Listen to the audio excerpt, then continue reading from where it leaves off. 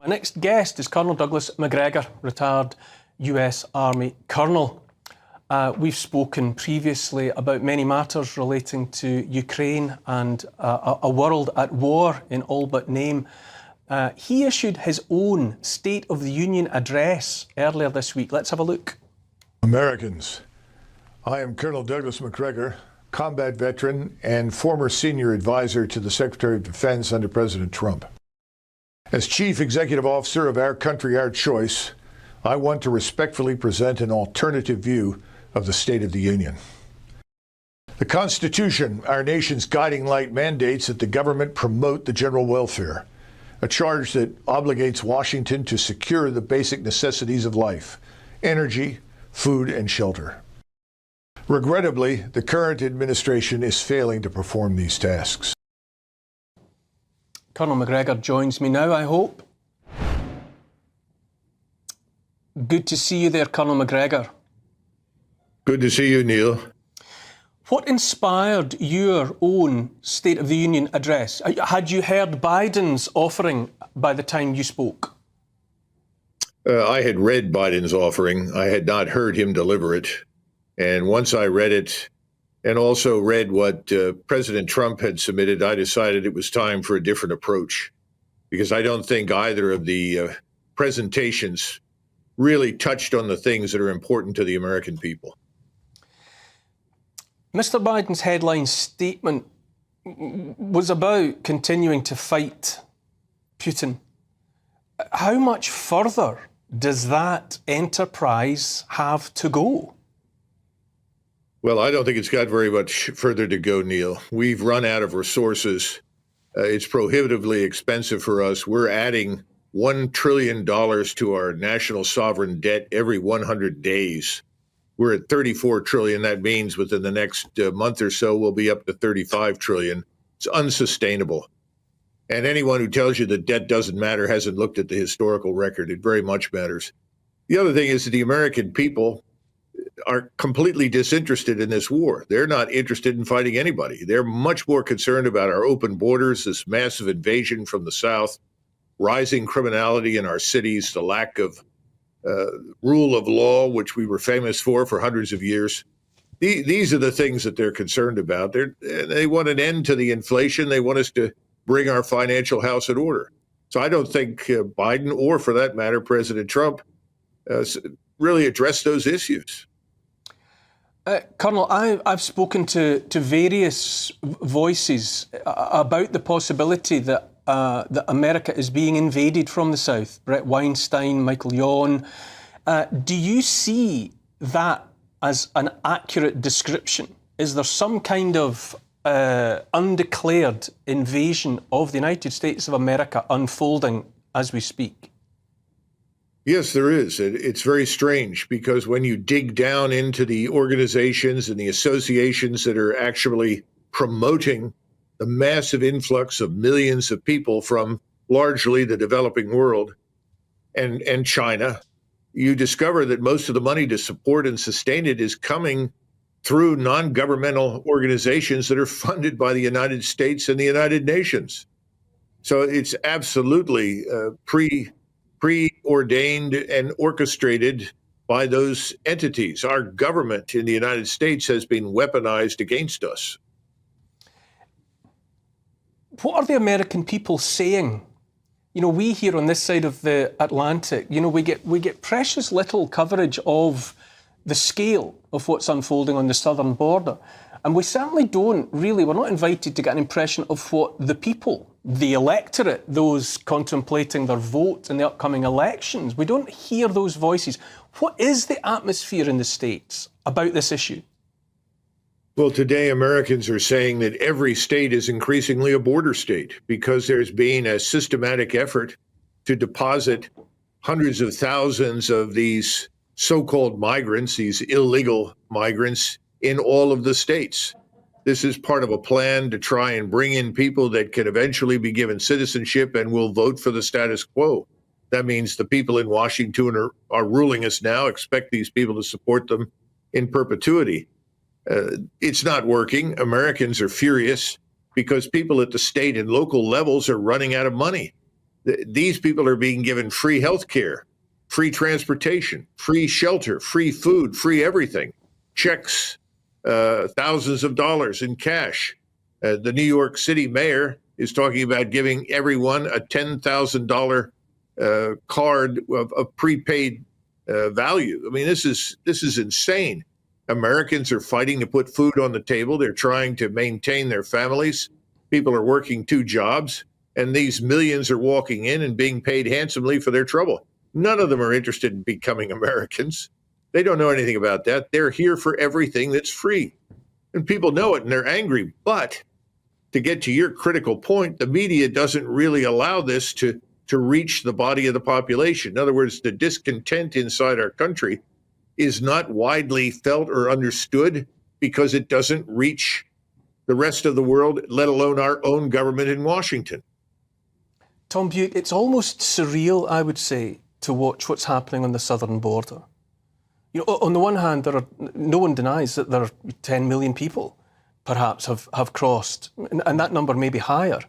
And yet there doesn't seem to be any active response by those agencies and by the government that might be able to intervene. It just seems to be, it's like watching some sort of slow motion remaking of the United States of America, of the Republic, before our eyes, with no one doing anything to counter it. I mean, it is surreal. You're right on that point, Neil. And it's also, I think, surreal, the fact that tens of thousands of people risk their lives to come through the Darien Gap.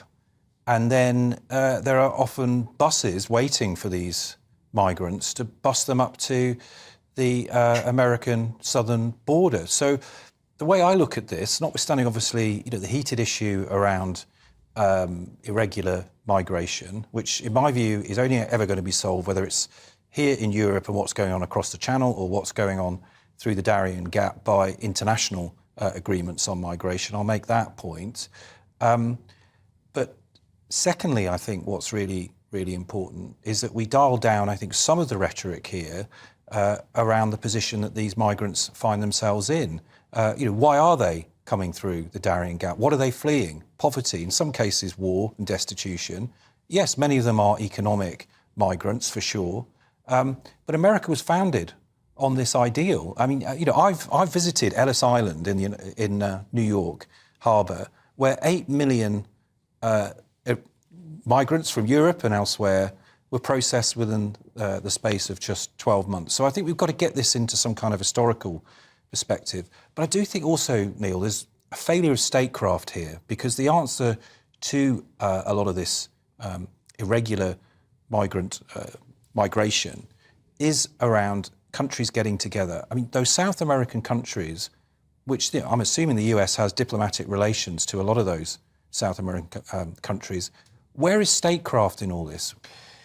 How do you react, Colonel, to what my guest in the studio has to say there, Tom Buick? Where is the statecraft? And is he right to invoke a history, say, Ellis Island, America being, as we all know, a nation founded upon and founded by a migrant population? How do you react? Island did not found the United States. We existed from the early 1600s forward. Ellis Island was a temporary measure to deal with the influx of European immigrants that industry needed. We need to go back and understand that between 1815 and 1924, only 34 million Europeans came to the United States. Now look at that time span. If you go back over the last 30 years, we're talking about 50 to 60 million people arriving. It's impossible to assimilate, impossible to track, to understand. We actually built a public school system in the early part of this century in order to give education, but also to teach citizenship to millions of people who'd come in the years previous. It's a very different situation today. So these people, in many cases, are young men. We've had at least 20 to 30,000 young men from China showing up. There are actually camps in Darien exclusively for Chinese, exclusively for people from Latin America, exclusively for people from Africa. This is very well organized and orchestrated. None of these people are vetted. No one is asking anything about them. The objective is to push as many of them into our country as possible to change us demographically, to denationalize us, to dilute our culture and our identity. That's what this is about. And this is not going to work. And it's almost impossible for me to imagine a future where there is not significant violence as a result of this, given our fragile financial position. Colonel, it seems to me that the goal is wide open for a politician who would turn again to the working people of America and consider their aspirations, their needs, their wants, their anxieties, that there's a wave there that might be ridden to victory by anyone with the compassion to address what they want. Well, that presupposes two things. First of all, something you brought up earlier about election integrity. We've had problems throughout our history from time to time with elections that were rigged or where there was substantial cheating, and we dealt with those things in the past. Today, it's very different. Today, we have the problem of automation and computers and online, a number of different voting methods that are very hard to track and control. This is by design, frankly. You've got people in Washington that want to stay there. They're in charge right now, particularly this Biden regime and the people in their cabinet. They are trying with all of their might to stay where they are. So it's very hard for us to deal with election integrity. We're trying. We've got people that are going to be out watching the polls, but that's a very difficult process. And I would argue that the other side has thousands and thousands of attorneys on the payroll of billionaires who are there to give an advantage to Biden and to the crowd that is currently governing us, not to the opposition. So that's part of the problem. The other thing is that if your democratic process is questionable, the notion that you can go out and hold a clean election and win it to the point where you can sweep in and take power is an illusion. And if you look at the money, the billionaire oligarchs are putting their money behind this invasion, behind the left, behind the people who are governing. This is an anti-American government by design. We know it, the American people know it, and they're bewildered as to how to fight back against it. So they will go to the polls, they will treat it seriously and try to make the best of a bad situation. But if this thing turns south, if it turns nasty, and they begin to conclude, accurately I suspect, that things have been rigged against them, I don't think that we're going to have peaceful, stable, easygoing times ahead of us. I think things will get very wrong. This war in Ukraine that goes on and on, is there something else? Is there some other reason for the preoccupation of this administration with that war? Is there something else that's yet to come to light for the general public to explain the determination to prosecute that war? Yes, I think there is. But before I say anything, I just wanted to tell you to pass on my congratulations to George Galloway. I'm sure he'll be a breath of fresh air in Parliament. I think there are a number of forces at work right now inside Ukraine. We cultivated this war over decades.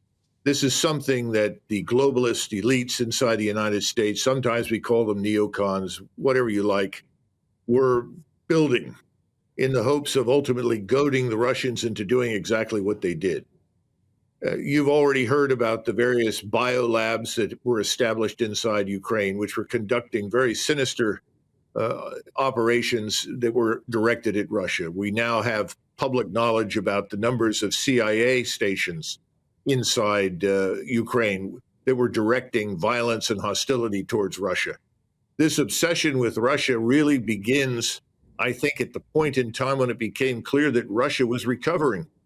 Once Mr. Putin took over, went after the oligarchs, was trying to bring order to chaos, I think at that point there was a decision that we can't allow this to happen. We don't want Russia to recover as a great power. And you have a number of people with financial interests, people that were trying to find a way to destroy the Russian government, strip Russia of its resources, exploit its weakness, and render Russia essentially a poor satellite of the United States and NATO. All of that, of course, has failed miserably. And in the process, they were billing all of this as a way to hold NATO together. Remember, ever since 1992, NATO has been looking for a reason to exist. It was very clear when I reached NATO in the late 1990s, that in the absence of the Soviet Union, there was no real justification for the old alliance. So they had to find reasons, and those reasons started in the Balkans with a series of interventions there. And then there was the slogan, NATO is either out of area or out of business. In other words, it has to march into other people's countries around the world, shoulder to shoulder with us, or it has no purpose. You have to wrap all of these things together and then look at the activities of people like Larry Fink, who's the chairman of BlackRock, and the billions of dollars that are about to be spent to buy up vast tracts of Ukrainian farmland that can then be repurposed and exploited by Fink and his friends and the agricultural conglomerates in the United States. There's a lot going on, and this happens whenever you see a country utterly and completely destroyed. And that is the case with Ukraine. Ukraine as a nation is destroyed. Tom, when you listen to the Colonel, and you said earlier that war started when Putin sent military across the border. When you listen to the Colonel, what do you think? Isn't it the case that it's a much more complicated story and that NATO and the West were the provocateurs there? Wars are always very complicated. You go back through history. We made a decision in this country in 1939 when Churchill became Prime Minister, the head of a national government, not to accept appeasement. I mean, as Churchill said at the time, you cannot compromise with a tiger when your head is between his jaws. Where I agree with the Colonel is that obviously there is a degree of complicity here of the West more generally, but certainly in terms of the US and UK, when we think about the fact that Ukraine gave up its nuclear weapons in the dying embers of the old Soviet Union, that the West, the UK was a signatory, and Russia guaranteed Ukraine's sovereign borders. In 2014, when Putin sent troops into Crimea, annexed Crimea, what did countries like Germany, the Netherlands and France do? They signed the Nord Stream 2 deal with him to get cheap energy into Europe. So I agree with the Colonel in terms of the complicity, but the issue right now, and back to the Churchillian statement, is you cannot appease a dictator. Putin is a dictator, and that's why he needs to be repelled. Colonel, while I still have you, I listened to your State of the Union address, and unlike the sitting president, I thought that you identified and sought to address profound problems that the Republic faces. Given the opportunity, would you throw your hat in the ring? Would you take up a political role to directly affect the destiny of your country? Well, frankly, that's an impossibility. You have to understand the structure of power in the United States and the distribution of wealth, and that's simply an impossibility. It's not something one does a few months ahead of an election in this country. And the parties are absolutely united in that they do not want fundamental change that will disrupt the flow of cash to their various donors and friends and supporters. We refer to Washington, D.C. as donor occupied. In other words, the billionaire oligarchs in the United States control Washington. There is no real democracy in the United States. That's what most people are discovering. Democracy is a sham. We used to have representative government where the people in Washington actually were accountable to the people that elected. They aren't anymore. I have to jump in there, Colonel. I can only say that I, for one, would like to see you having much more of a direct influence over the destiny of the land of the free. But thank you so much for joining us so far, and we will speak again.